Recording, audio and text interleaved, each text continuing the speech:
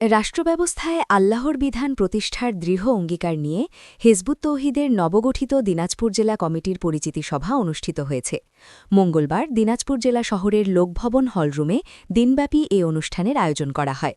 দিনাজপুর জেলা সভাপতি কামাল হোসেনের সভাপতিতে অনুষ্ঠিত সভায় জেলার নবনিযুক্ত দায়িত্বশীলদের পাশাপাশি জেলা, উপজেলা, ইউনিয়ন ও ওয়ার্ড পর্যায়ের সর্বস্তরের কর্মীরা অংশগ্রহণ করেন।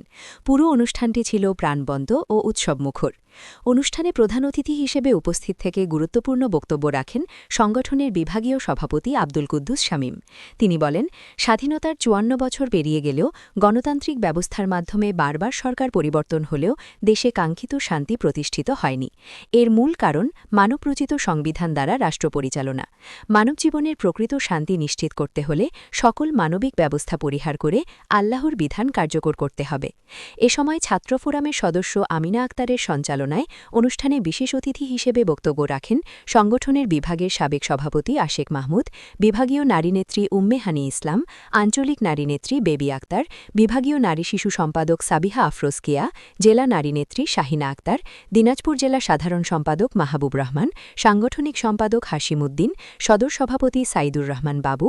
আরও উপস্থিত ছিলেন জেলা অনলাইন প্রচার বিষয়ক সম্পাদক মোহাম্মদ সুজন আলী, বিভাগীয় ছাত্র ফোরামের সভাপতি আবিয়াজ রহমান সাগর এবং দিনাজপুর জেলা সভাপতি সিফাত ইসলাম সহ অন্যান্য নেতৃবৃন্দ।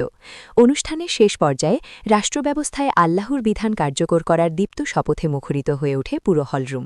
পরে প্রধান অতিথি আব্দুল কুদ্দুস শামীম নবগঠিত দিনাজপুর জেলা কমিটির সদস্যদের নাম ঘোষণা করে তাদের পরিচয় করিয়ে দেন।